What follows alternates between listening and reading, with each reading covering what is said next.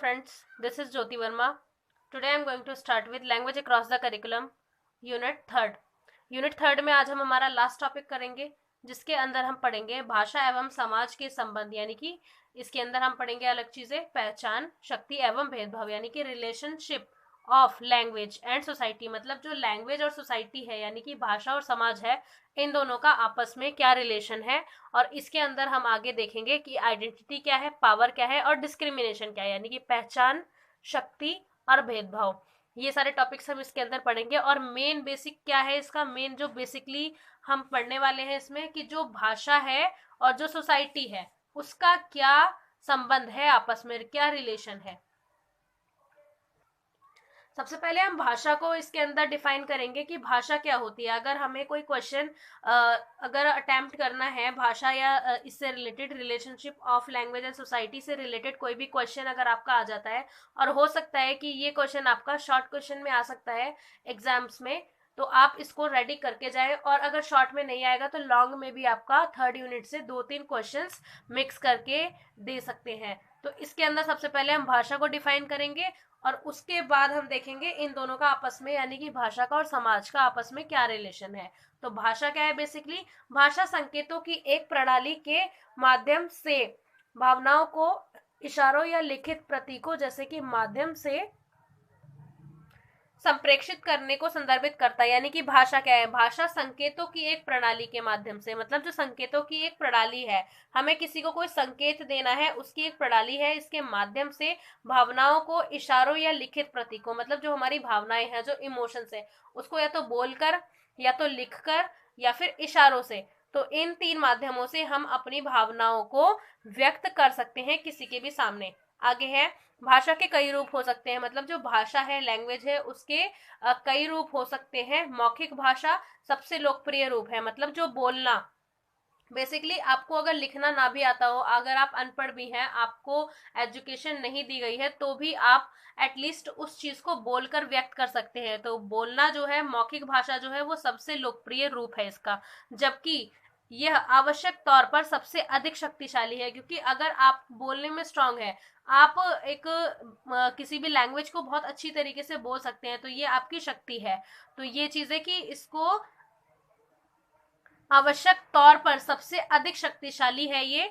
कभी कभी कलाकारों द्वारा कलाकृतियों के माध्यम से संवाद शब्दों से अधिक शक्तिशाली हो सकता है। जैसा कि आपने देखा ही है कि जिसकी भाषा, यानी कि जो बोल रहा है वो बहुत ज्यादा इफेक्टिवली बोल रहा है, तो लोग उसकी भाषा से बहुत ज्यादा प्रभावित होते हैं।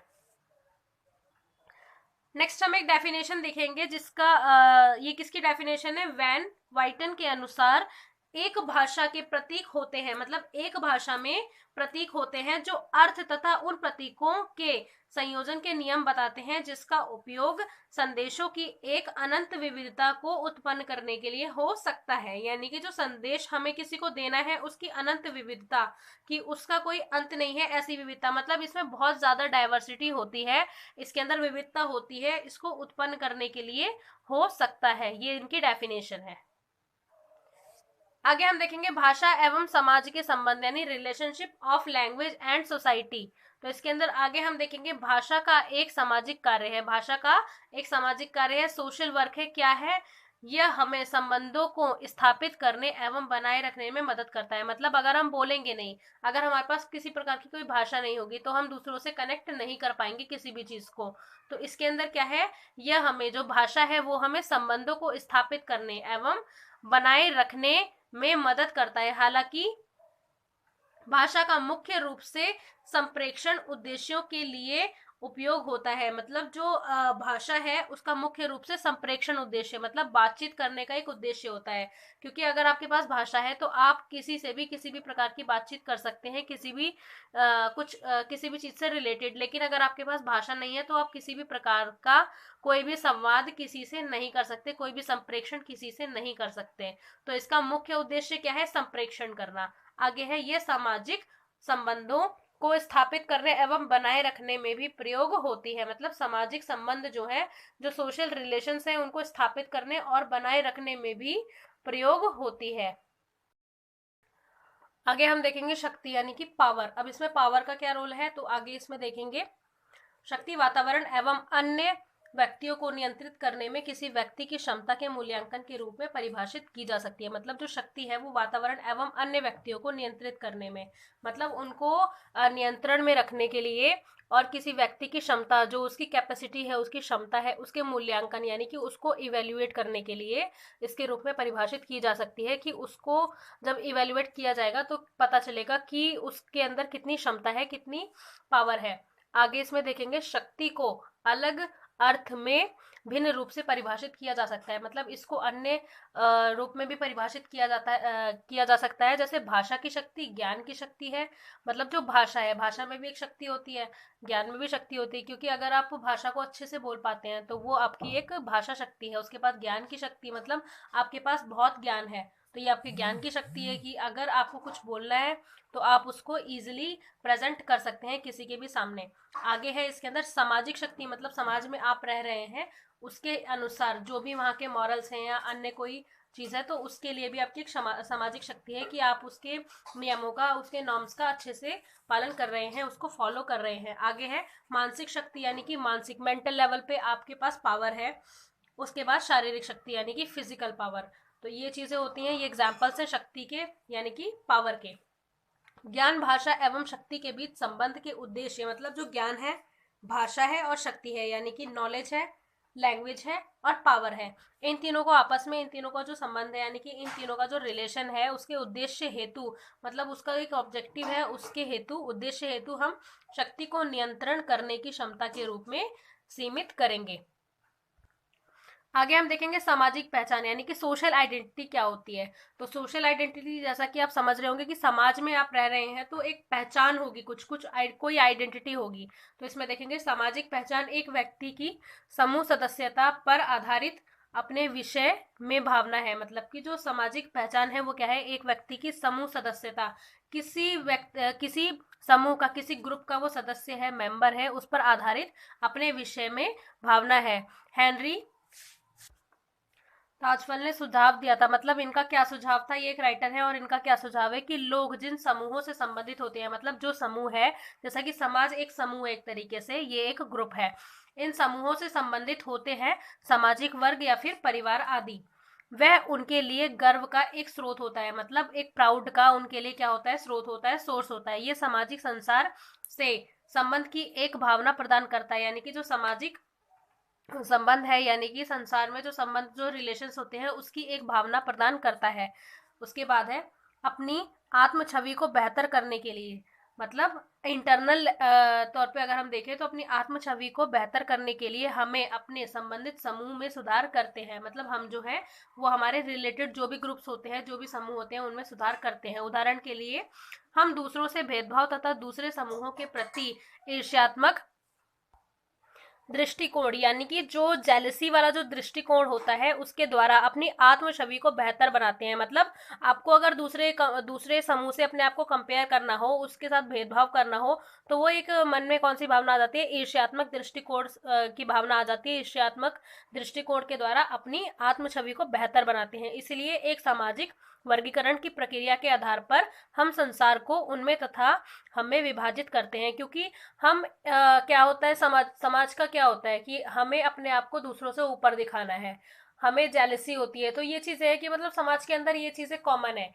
कि अगर कोई दूसरा समूह है या हम है, तो अगर कोई ज्यादा पावर में है तो उससे एक होता है कि जो दृष्टिकोण है वो ईर्ष्यात्मक दृष्टिकोण यानी कि जेलसी हो जाती है, तो एक दूसरे को आपस में विभाजित करते हैं और एक दूसरे को अपने ऊपर दिखाने की कोशिश करते हैं, अपने आप को एक दूसरे से।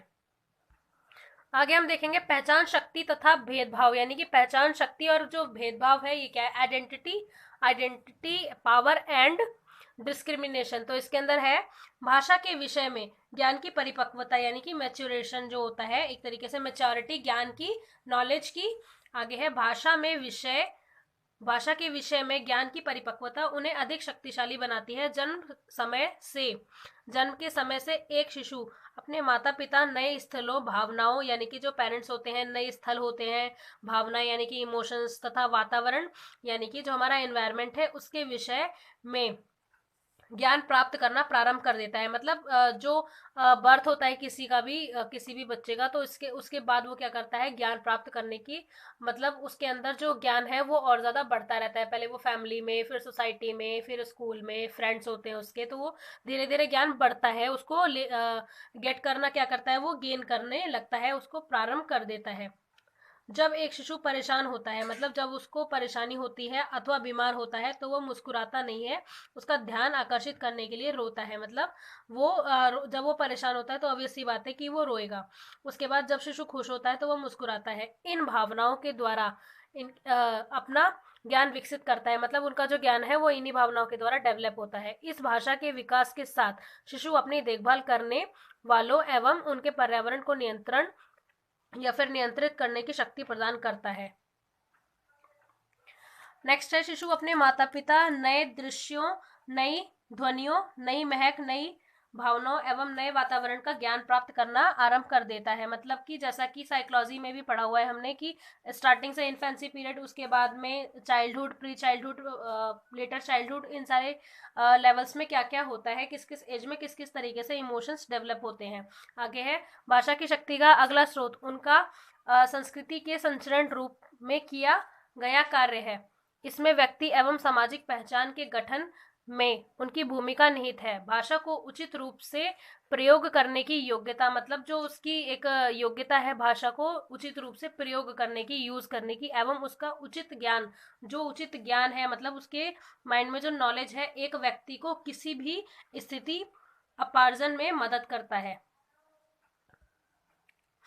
जैसा कि इसके अंदर आगे हम एग्जाम्पल लेंगे, जैसा कि अन्ना हजारे कानून तथा राजनीतिक संरचना का जो भाषा संरचना की भाषा पर नियंत्रण एवं पर्याप्त ज्ञान के माध्यम से प्रचलित भ्रष्टाचार के खिलाफ अपनी आवाज उठाकर सामान्य जनता को प्रभावित करने में सक्षम हुए थे।